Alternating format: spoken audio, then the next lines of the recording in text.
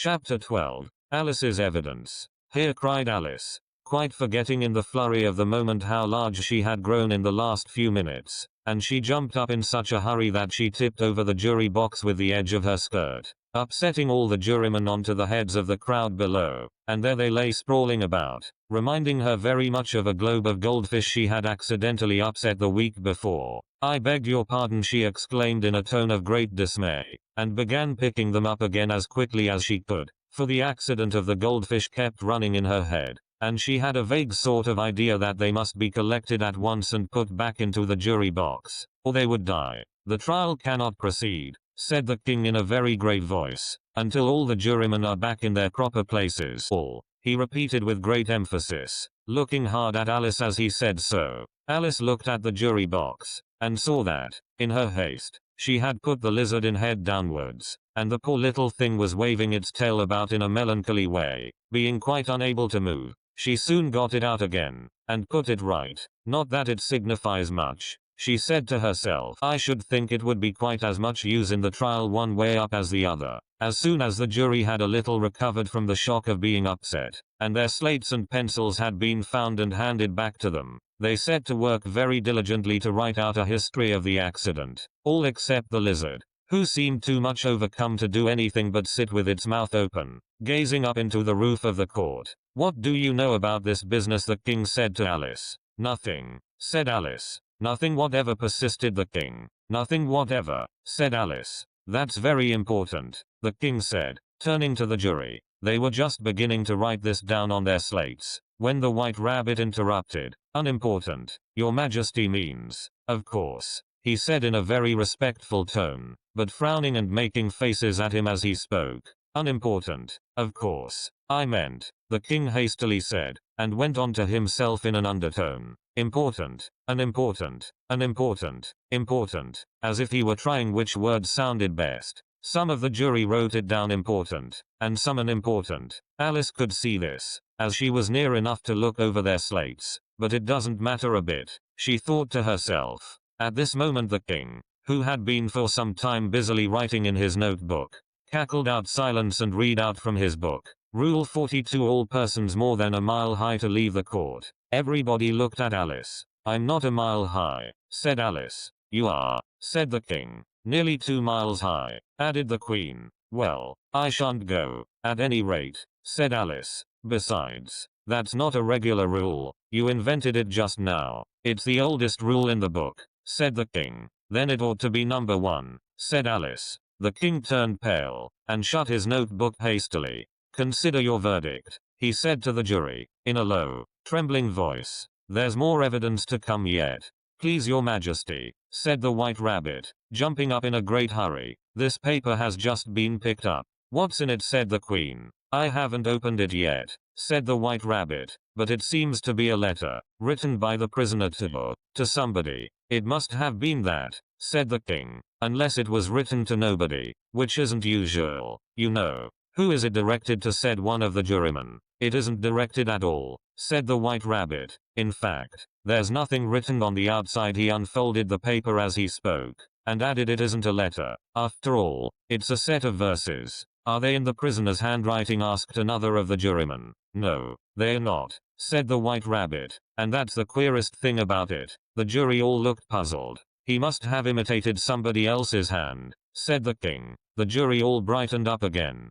Please your majesty, said the knave, I didn't write it, and they can't prove I did. There's no name signed at the end. If you didn't sign it, said the king, that only makes the matter worse. You must have meant some mischief, or else you'd have signed your name like an honest man. There was a general clapping of hands at this. It was the first really clever thing the king had said that day. That proves his guilt, said the queen. It proves nothing of the sort, said Alice. Why, you don't even know what they're about. Read them, said the king. The White Rabbit put on his spectacles. Where shall I begin?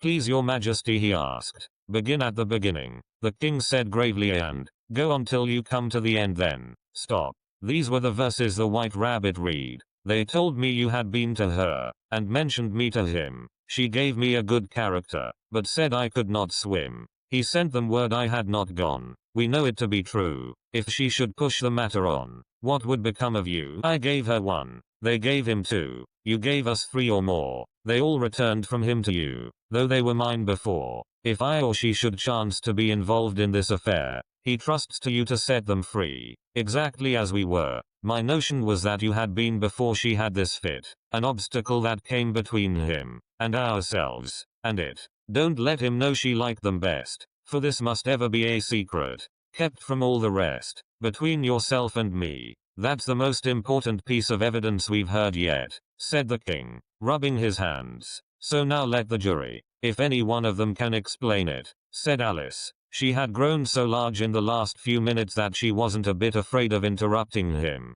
I'll give him 6pence. I don't believe there's an atom of meaning in it. The jury all wrote down on their slates. She doesn't believe there's an atom of meaning in it, but none of them attempted to explain the paper. If there's no meaning in it, said the king, that saves a world of trouble, you know, as we needn't try to find any. And yet I don't know, he went on, spreading out the verses on his knee, and looking at them with one eye. I seem to see some meaning in them. After all, said I could not swim. You can't swim, can you? He added, turning to the knave. The knave shook his head sadly. Do I look like it? He said, which he certainly did not, being made entirely of cardboard. All right, so far, said the king, and he went on muttering over the verses to himself. We know it to be true. That's the jury, of course. I gave her 1. They gave him 2. Why, that must be what he did with the tarts, you know. But, it goes on, they all returned from him to you, said Alice. Why, there they are, said the king triumphantly,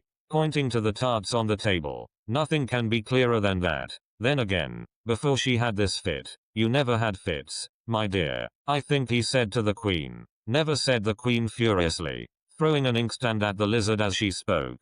The unfortunate little Bill had left off writing on his slate with one finger, as he found it made no mark.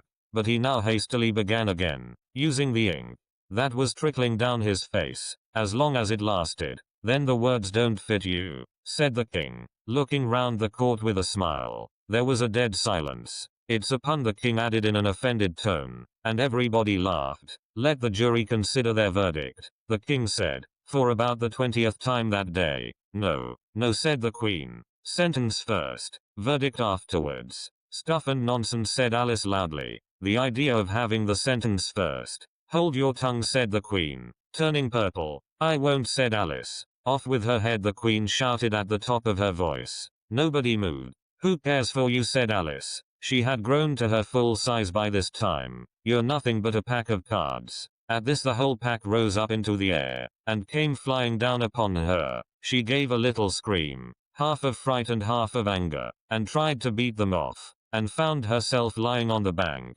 with her head in the lap of her sister, who was gently brushing away some dead leaves that had fluttered down from the trees upon her face. Wake up, Alice dear, said her sister. Why, what a long sleep you've had. Oh, I've had such a curious dream, said Alice, and she told her sister, as well as she could remember them, all these strange adventures of hers that you have just been reading about. And when she had finished, her sister kissed her, and said, it was a curious dream, dear. Certainly, but now run into your tea. It's getting late. So Alice got up and ran off, thinking while she ran, as well she might, what a wonderful dream it had been. But her sister sat still just as she left her, leaning her head on her hand, watching the setting sun, and thinking of little Alice and all her wonderful adventures, till she too began dreaming after a fashion. And this was her dream. First, she dreamed of little Alice herself, and once again the tiny hands were clasped upon her knee, and the bright eager eyes were looking up into hers.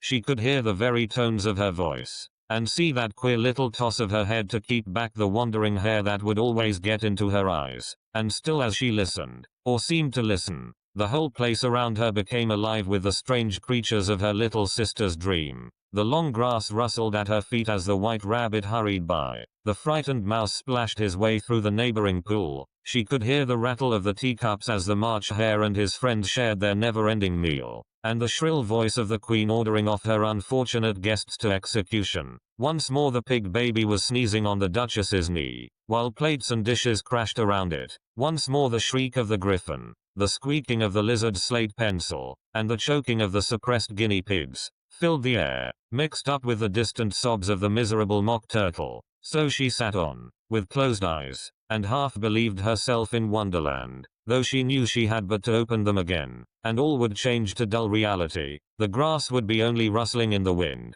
and the pool rippling to the waving of the reeds. The rattling teacups would change to tinkling sheep bells, and the queen's shrill cries to the voice of the shepherd boy, and the sneeze of the baby, the shriek of the griffin, and all the other queer noises, would change, she knew, to the confused clamor of the busy farmyard, while the lowing of the cattle in the distance would take the place of the Mock Turtle's heavy sobs. Lastly, she pictured to herself how this same little sister of hers would, in the after time, be herself a grown woman, and how she would keep, through all her riper years, the simple and loving heart of her childhood, and how she would gather about her other little children, and make their eyes bright and eager with many a strange tale, perhaps even with the dream of Wonderland of long ago, and how she would feel with all their simple sorrows and find a pleasure in all their simple joys, remembering her own child life, and the happy summer days. The end.